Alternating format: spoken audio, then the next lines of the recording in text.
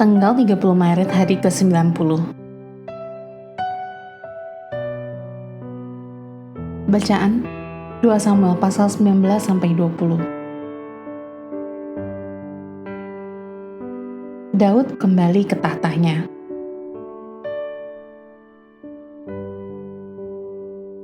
Garis besar.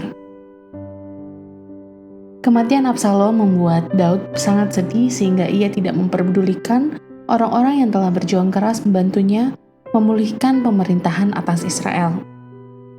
Setelah Yoab, panglimanya, memberitahu Daud tentang situasi yang membahayakan, Daud menjawab dengan bergabung bersama pengikut setianya untuk merebut kembali Yerusalem. Namun setelah berhasil mengalahkan satu pemberontakan, Daud harus segera menghadapi pemberontakan lain yang dipimpin oleh Sheba. Baru setelah Sheba berhasil dikalahkan, Daud dapat memerintah kerajaan yang bersatu kembali. Renungan harian. Dalam iklan TV yang menghibur, seorang pria yang gugup berlatih kata-kata yang mungkin digunakan untuk memberitahu atasannya bahwa ia memiliki bau mulut. Beruntung bos menemukan solusi sendiri sehingga tidak ada konfrontasi. Dalam hidup Daud, dua pria menghadapi situasi yang jauh lebih serius daripada memberitahu raja bahwa dia perlu menyegarkan nafasnya.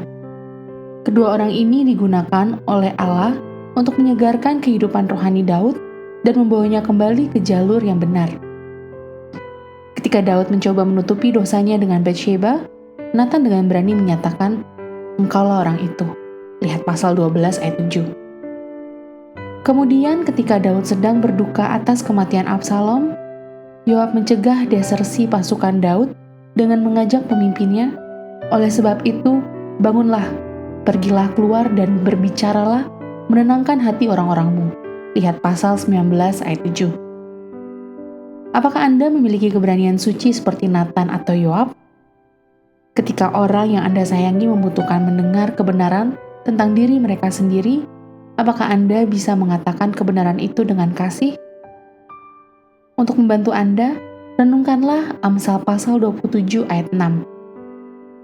Seorang kawan memukul dengan maksud baik, tetapi seorang lawan mencium secara berlimpah-limpah.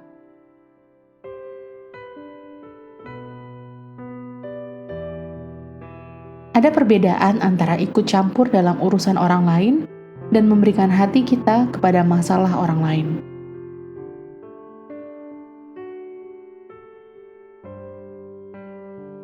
Pendalaman. Kembali ke gerbang, 2 Samuel pasal 19 ayat 8.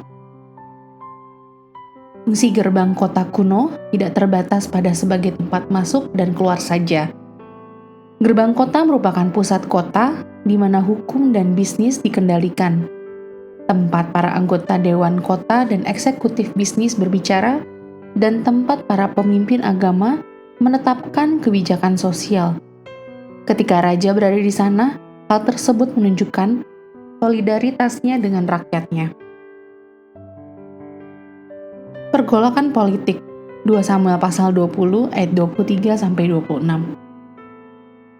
Silahkan perbandingkan antara daftar anggota kabinet Daud di pasal 20 ayat 23-26 dengan daftar sebelumnya di pasal 8 ayat 15-18.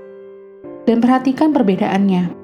Bisakah Anda mengidentifikasi siapa yang telah digantikan dan siapa yang masih menjadi anggota kabinet tersebut?